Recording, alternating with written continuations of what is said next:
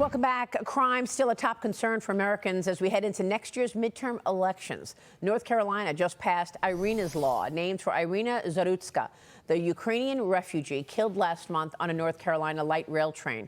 It increases scrutiny on violent offenders during bail hearings, and it could see her suspected killer executed by firing squad.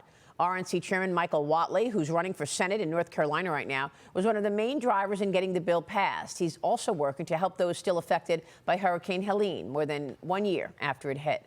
The state received just over $5 billion from FEMA so far, but they've requested another $23 billion to help cover roughly $60 billion worth of damage. Joining me now, the man himself, RNC Chairman Michael Whatley. Michael, good to see you. Thank you so much for being here this morning. I want to get your take on where we are in terms of crime and your efforts there.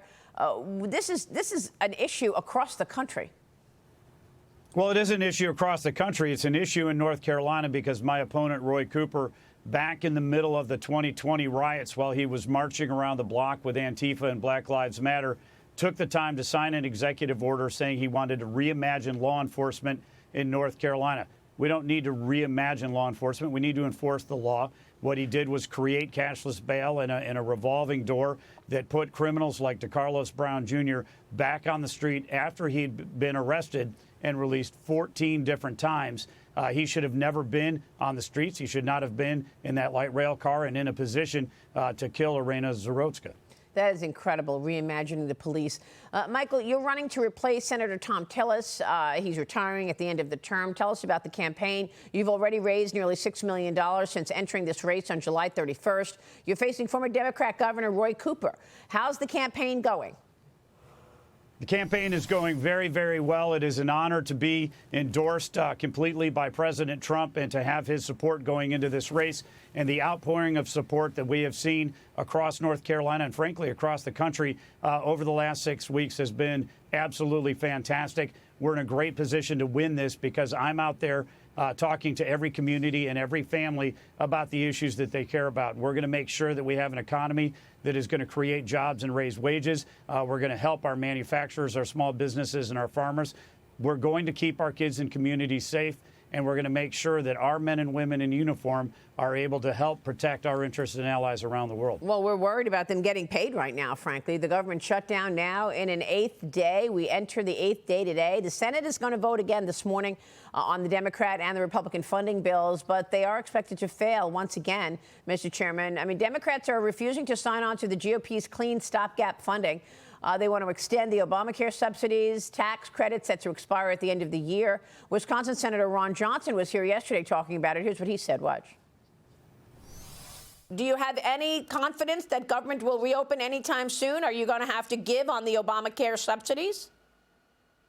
We better not. Again, the reason premiums are increasing is because of the faulty design of Obamacare. Throwing more money at it will just exacerbate the problem. So Republicans better not agree to fund, the failed Obamacare experiment. What we need to do is just pass the House resolution. Clean continuing resolution, it's funding levels that Democrats voted for under Biden. I mean, this is truly the Schumer shutdown. My guess is eventually they're going to have to relent because public pressure is definitely running against them right now. So they voted on it under Biden, but they don't like it now under Trump, Michael.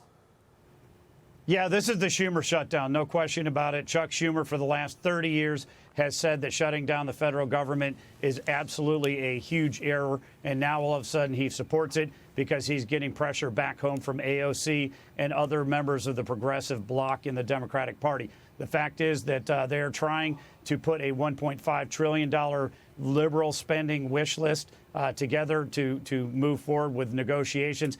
This is not the way that you need to hold our soldiers and the people protecting America hostage. We need to move forward with this bill and allow the negotiations to take place on permanent funding. Well, the OMB is starting to freeze spending projects in Democrat-run states. All the Bureau of Labor Statistics economic data is on hold. We're waiting to see how this next vote goes today. But, Mr. Chairman, going into 2026 and the midterm elections, I know you've got one eye on your campaign and you're still the chairman of the RNC. How would you handicap what's happening going into the races? What do you think happens in 26 midterm elections? You know, Donald Trump won on a very clear vision of rebuilding our economy, restoring our borders, keeping our kids and our communities safe, and making sure that we're respected around the world. The Democrats, on the other hand, ran on an open borders, inflationary spending, weak America program. And what we've seen right now is the Democrats are doubling down on that same failed agenda. They have not learned a thing since 2024. My opponent, Roy Cooper, is a champion for that platform. We're going to win because we're listening to the voters. We understand the issues that they care about, and we're putting solutions on the table. Well, maybe, but I mean, how do you explain, for example, what's going on in New York? You've got, you know, a socialist Democrat, Zoran Mamdani, winning in the polls right now. I mean, if he takes that race in New York, the extreme left on the Democrat side is going to feel like, well, you know, these policies are resonating. He just got elected in New York, and we want more. I mean, same thing in Michigan. Yeah, you're absolutely right, Maria. And the fact is that every single time the Democratic Party, led by people like Zoran Mamdani and AOC and Jasmine Crockett, are going further and further to the left, they're walking further away from Main Street. In places like North Carolina, we do not want a senator like Roy Cooper who's going to be a rubber stamp for a shutdown, who's going to fight every day for Chuck Schumer and Bernie Sanders' agenda. What they want is somebody who's going to fight for an America First agenda, a common sense agenda that President Trump won North Carolina on 3 different times. That's why I'm so proud to be his endorsed candidate, and I'm going to fight every day for North Carolina families and communities. All right, we'll be watching your work, certainly, on the campaign, Michael. Good to see you this morning. Thank you. Thank you, Maria. All right, Michael Whatley joining us.